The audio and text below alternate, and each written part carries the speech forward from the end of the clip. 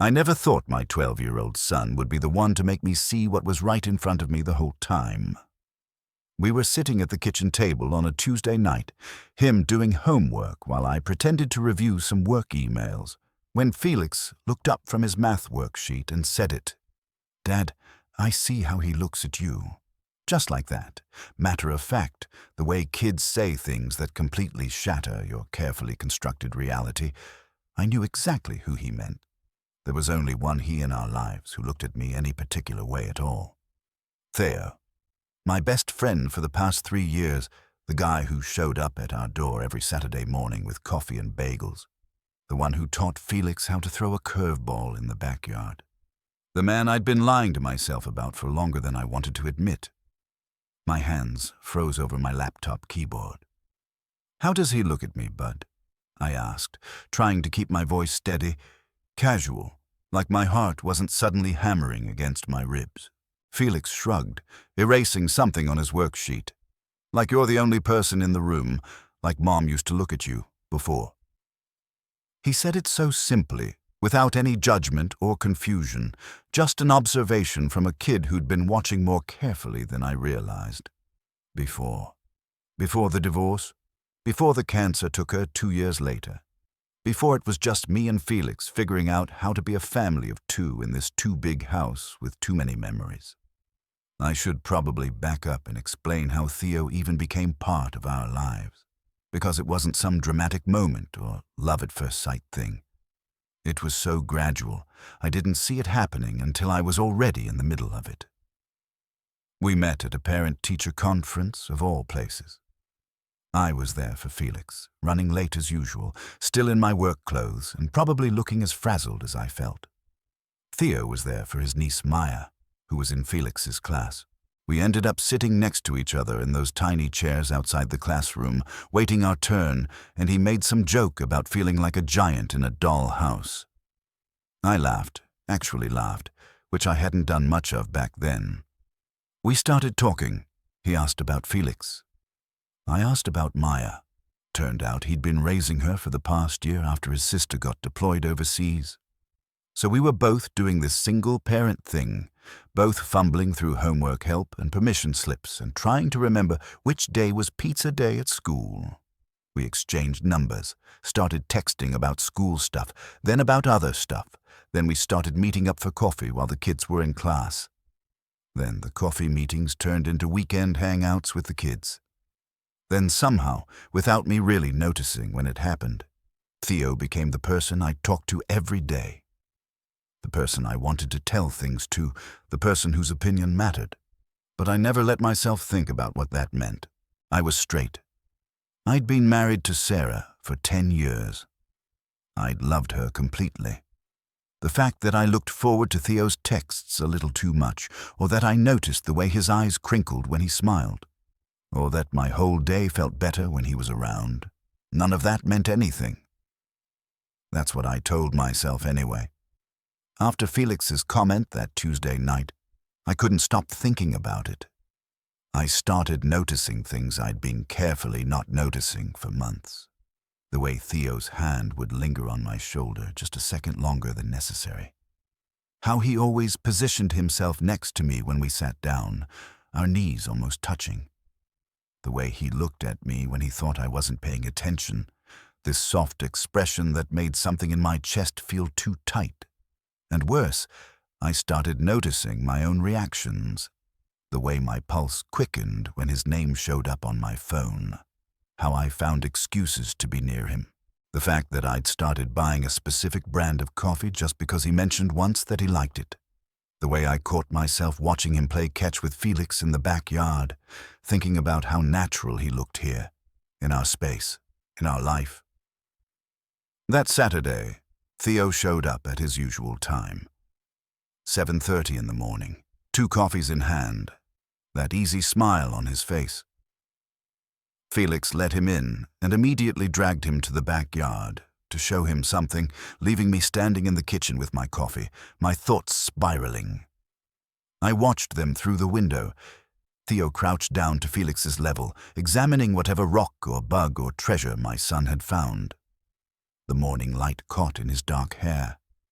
He laughed at something Felix said, this genuine, warm sound that I could hear even through the glass.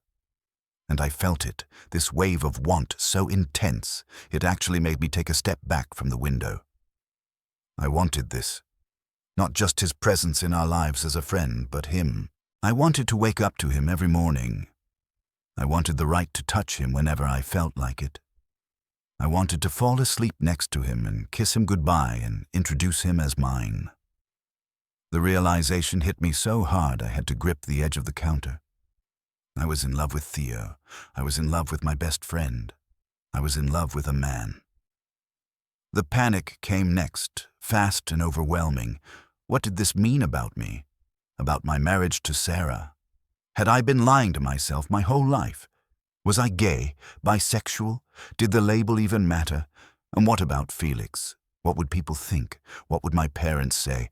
What if I ruined the best friendship I'd ever had by wanting more? I was still spiraling when Theo came back inside, Felix running upstairs to get changed for the baseball game we'd planned to go to. Theo looked at me, really looked at me, and his smile faded. "Hey, you okay? You look like you've seen a ghost." "I'm fine," I lied, but my voice came out wrong. Strained. He moved closer, setting his coffee down on the counter. His hand came up like he was going to touch my arm, then hesitated. "Talk to me, Adrian. What's going on?" And maybe it was the way he said my name, or the genuine concern in his eyes, or the fact that I was so tired of pretending, but something in me cracked. "I can't," I said, and I heard how my voice shook. "I can't do this anymore." The hurt that flashed across his face was immediate. "Do what? If you don't want me around, if this is too much, I can give you space." I didn't mean to overstep or... "No," I interrupted, and then the words were coming out before I could stop them. "No, that's not it at all. It's the opposite. You're here all the time, and I want you here all the time, and that's the problem. I look forward to Saturday mornings more than anything else in my week. I think about you constantly. When something happens, you're the first person I want to tell. And Felix said something the other day about how you look at me. And now I can't stop noticing it, and I can't stop noticing how I look at you, and I don't know what I'm doing or what this means, but I think I'm..." I stopped, the words catching in my throat. Theo was staring at me, his expression unreadable. "You think you're what?" he asked quietly. "I think I'm falling in love with you," I whispered. "I think I've been falling in love with you for months, and I didn't let myself see it. The silence that followed felt like it lasted forever. I couldn't look at him. I stared at the counter, at my hands, at anything but his face. I'd just ruined everything. Our friendship, our kids' friendship, the only good thing in my life besides Felix. Then Theo laughed, this short, breathless sound. When I finally looked up, there were tears in his eyes. "You have no idea how long I've wanted to hear you say that," he said. "I've been in love with you since about the third time we got coffee together. You were talking about Felix and you had this look on your face. So much love and pride, and I just knew. I knew I was done for. My brain couldn't process what I was hearing. You've been in love with me. For over 2 years, Adrian." He stepped closer, close enough that I could feel the warmth of him. "I've been trying so hard not to show it, not to make you uncomfortable, but apparently I've been failing spectacularly if even Felix noticed." "He doesn't mind," I said, still trying to catch up to this new reality. When he told me, he wasn't upset or confused. He just said it like it was obvious. Felix is a smart kid. Theo's hand finally made contact, his fingers wrapping around my wrist gently. "So what do we do now?" "I don't know," I admitted. "I've never done this before. I've never been with a man. I've never even thought about being with a man until you. We don't have to figure it all out right now. We can take this slow. We can see where it goes." His thumb brushed against my pulse point, and I knew he could feel how fast my heart was racing. "But I need to know if you want to try. If you want this." I looked at him. really looked at him, at the hope and fear and love in his eyes, at the way he was holding himself so carefully, giving me space to choose, and I realized there was no choice to make. This had already happened. I'd already fallen. "I want to try," I said. "I'm scared and I don't know what I'm doing, but I want this. I want you." The smile that broke across his face was like sunrise. "Can I kiss you?" he asked. I nodded, not trusting my voice. He moved slowly, giving me every chance to change my mind, until his hand cupped my jaw and his lips met mine. It was soft and careful and absolutely perfect. Every nerve in my body lit up. My hands found his waist, pulling him closer, and he made this small sound against my mouth that made me never want to stop kissing him. We broke apart when we heard Felix's footsteps on the stairs. Theo stepped back, but he was still smiling, and I couldn't stop smiling either. Felix appeared in the doorway, took one look at us, and rolled his eyes in that very 12-year-old way. "Finally," he said. "Can we go to the game now?" Theo laughed. "You knew?" "Everyone knows, Dad. You're not subtle." Felix grabbed his baseball cap from the hook by the door. "Maya and I have been waiting for you guys to figure it out forever." I looked at Theo, who looked as stunned as I felt. Our kids had been conspiring about us. The absurdity of it made me laugh, really laugh, for the first time in what felt like months. The baseball game was perfect. We sat in the bleachers, Felix and Maya running around with their friends, and Theo's hand found mine between us. It was such a small thing, holding hands, but it felt monumental. I kept looking down at our intertwined fingers, at the rightness of it.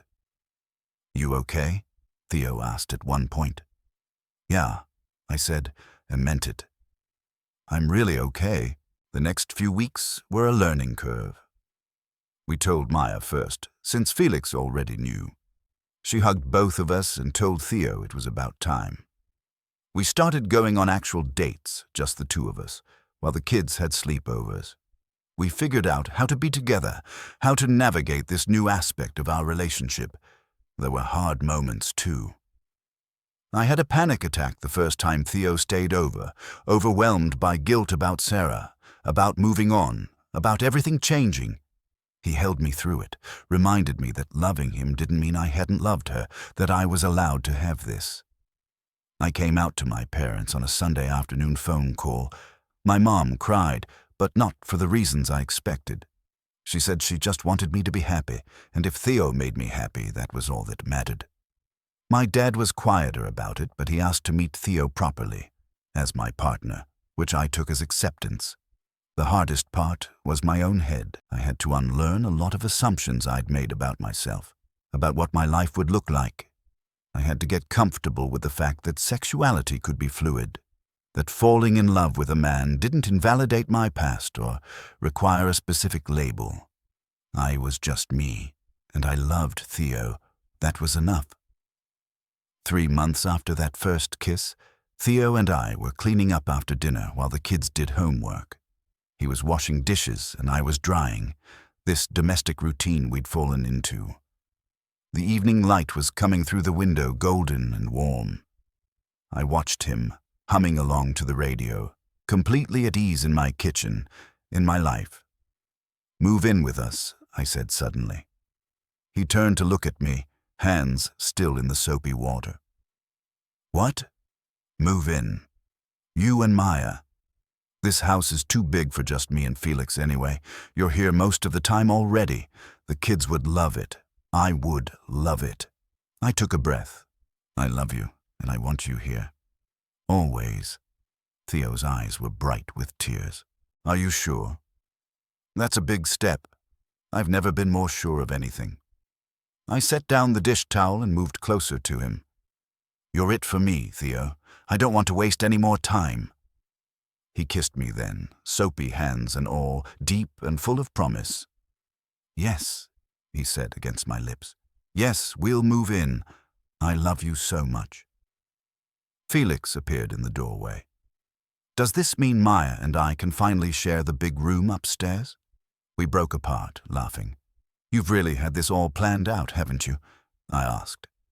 He shrugged, grinning. "I told you, Dad. I see how he looks at you. I was just waiting for you to see it too." 6 months later, I woke up to sunlight streaming through the bedroom window and Theo's arm around my waist. I could hear the kids downstairs arguing about something in that way that meant they weren't really mad. The coffee maker beeped. Someone turned on music. This was my life now. Messy and full and nothing like I'd planned. But it was real and it was mine and it was perfect. Theo stirred beside me, pulling me closer. "Morning," he mumbled into my shoulder. "Morning," I said, turning to face him. His hair was sticking up in every direction. He had pillow creases on his face. He was beautiful. I thought about the man I'd been a year ago, so carefully not seeing what was right in front of me. So afraid of what it might mean to want this. I thought about Felix's words that had started everything. "I see how he looks at you." My son had seen it first. The love, the possibility, the future. He'd seen it and he'd been brave enough to say it out loud, to push me towards something I didn't know I needed. "What are you thinking about?" Theo asked, his thumb tracing circles on my hip. "Just how we got here. How lucky I am. We're both lucky." He kissed me softly. "Now come on, I smell coffee and I hear the kids plotting something." We got up and went downstairs together, into the noise and chaos and love of our blended family. Felix and Maya were making pancakes, or attempting to, flour everywhere. They grinned when they saw us. This was it. This was everything.